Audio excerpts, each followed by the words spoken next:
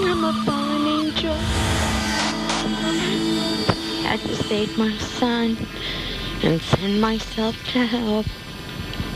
They are the haunting last words of a psychotic mother who's convinced her son is possessed by Satan, and she alone can save him. God's turned me into the Antichrist. This past April, 44-year-old Marie Moore lured her 20-year-old son to the shooting range. Security cameras captured the gruesome murder. As he steps up to the line to shoot, his mother calmly places the pistol to the back of his head and fires. The unstable mother then takes the gun and kills herself, but not before leaving this chilling suicide recording. But I had to save my son and send myself to hell for what I've done. I screwed everything up for us. When you made me a queen, God tried to make me a queen too. Then you're really a king. I'm a fallen angel. And in Cambridge, Ontario, this precious little 2-year-old, Kira Canhoto, was murdered by her grandmother while her mother watched on. The two believed the toddler was controlled by some demonic force. They poured holy water down her throat for 2 days until the child drowned to death. And in London, Ontario, this shy 19-year-old, Walter Zepeda, was strapped to a metal chair by his parents. He was deprived of food and water for 7 days to help rid him of the devil. Walter died of dehydration. It is shocking cases like this where people have taken exorcism into their own hands that's caused grave concerns for the Vatican. This and the Pope's fear for the growing occult are the reasons for a direct order to bishops around the world demanding they select and train an exorcist for every single diocese. Father Makuri Yunan is a veteran exorcist. He's been battling the devil for 32 years. Many aspiring exorcists from around the world have apprenticed alongside him. Every Friday, thousands of Christians and some Muslims pour into his church in Cairo, drawn by his power to exorcise demons. People come from thousands of miles away to watch him, and the services are broadcast over the internet. Many Canadians and Americans watch his exorcisms weekly. Father Yunan has his critics. Some say these possessed parishioners are fakes. Others say they are mentally unstable. But this video at times is unquestionably eerie. I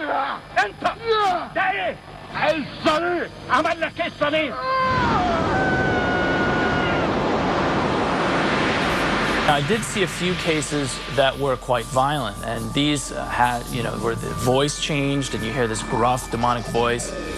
And I would really describe it in a few instances, it was very uncanny to me. It just didn't sound like a voice a human could make.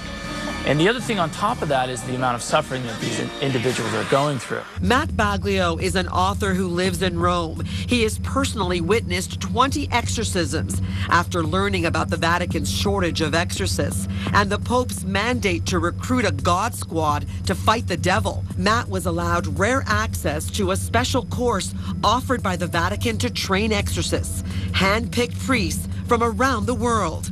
He's written about it in a newly released book called The Rite. I did think it was a PR stunt. Did the church still believe in things like exorcism? I found it sort of hard to believe. I was very skeptical myself. It was, in a sense, very open to the media. And I think that was a goal that they had, was to sort of bring exorcism out from, out of the shadows. Matt admits what he witnessed changed him as a person. I was raised Catholic, but I didn't have any views towards exorcism. In fact, when I began the book, I wasn't really a practicing Catholic. But these people are going through an intense amount of suffering. I mean, we're talking arms out, the legs out, shaking. It's just very violent. And at the end of these minutes of being prayed over, they're very exhausted. So these can be very trying experiences for these individuals. And for that reason, I think it, in my mind, really stuck out as being something that I found very hard to fake. Matt says the course is part religion and part science, involving more than just prayer, but psychiatry as well. According to the ritual, the exorcist has to be morally certain that the person he's praying over is not suffering from mental illness. Now, many symptoms of mental illness are exactly the same as the symptoms that exorcists say are clues to the presence of a demon.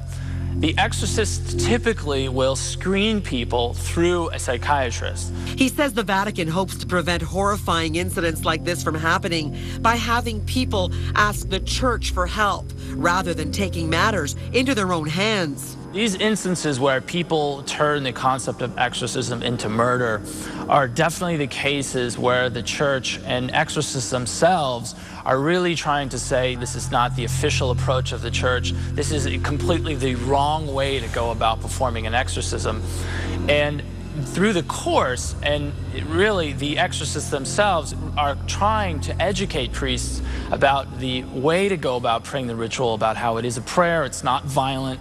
And while getting access to the Vatican's exorcism class, Matt was impressed by an eager recruit. Father Gary Thomas was handpicked by his bishop to train here. Father Gary really he stood out right away. He explained to me that he'd been nominated, and so I really saw in him a chance to enter into this world of exorcism through the eyes of somebody just getting started. This was an individual who, before he became a priest, he was an embalmer.